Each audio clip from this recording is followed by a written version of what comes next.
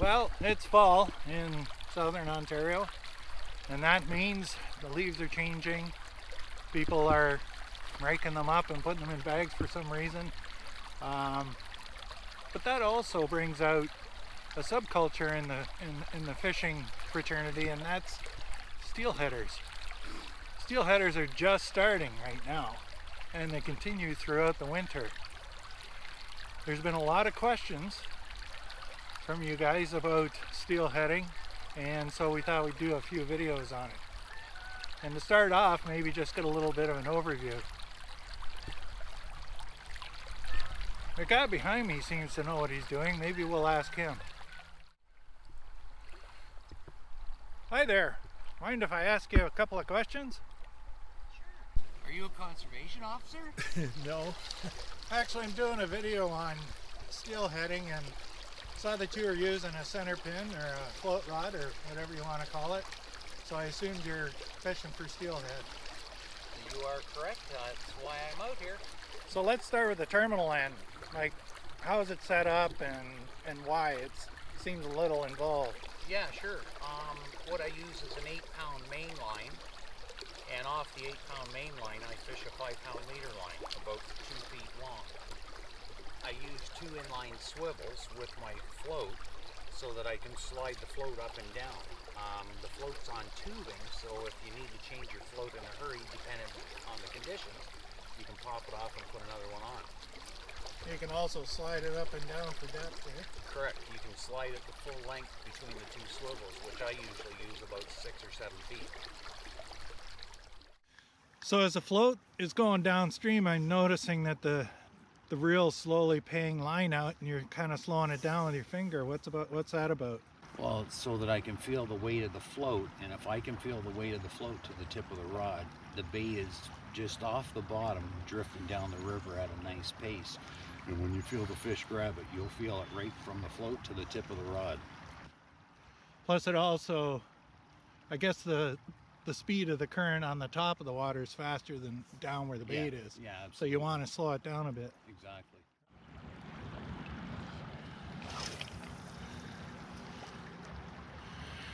So I understand there's a number of different ways of doing a cast with a center pin reel. Which one do you prefer the most? I sort of combine 2 of them into one, so when I'm casting, I peel the line off with my finger, and as I load the rod, I give the spool a quick jerk so it starts in reverse motion. Then when you cast and the float hits the water, you just stop the spool from spinning backwards and the line's right tight to the float immediately. Wow, there's a lot going on there. Yeah. So it takes a little bit of practice, I guess, eh? Yeah, it takes a lot of practice. I know when I first started, I would carry 2 rods to the river, and I found that I would never ever pick this one up because I was frustrated trying to use it. Then I decided I'm going to take it and learn it, and after about 4 or 5 times out with it, I got the hang of it, and it's a great way to catch steelhead. And what kind of bait are you fishing there? Right now I'm fishing a puke fly for coarse fish, right? Rainbows, browns will take that too, but I also use spawn bags, dew worms, plastic worms, marabou jigs. That's another one under a float rod. There's a different assortment of flies that you can use as well. I've never been a bead fisherman, so I've tried them, and yeah, they work, but I like fishing spawn bags and yarn flies. Right on. Okay. So if you're gonna give one piece of advice for someone just starting out with steelheading, what would you say? Don't go out and spend a lot of money and buy a 13.5 or a 15-foot float rod because you're going to be so frustrated you'll give it up. Buy something like an 11.5. It's much more manageable. It's easier to learn with. Don't be discouraged either at the first 4 or 5 trips out because you're going to get frustrated, right? Once you learn how to use the rod and reel, it's probably going to be another 5 or 6 trips out before you understand the river itself and where the fish hold and the presentation aspect of the float rod. But I guarantee you, after you catch your first one, you'll understand and you'll have a great time fishing. And it would probably be a good idea to find a buddy that already does it. Yeah, and kind of hang out with him for a while. Yeah, that's true too.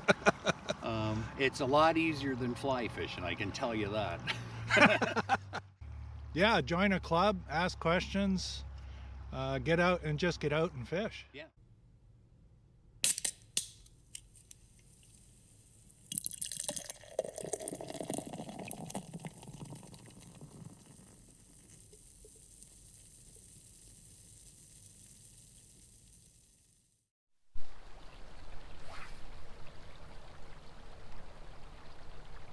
Hi, mind if I ask you a few questions?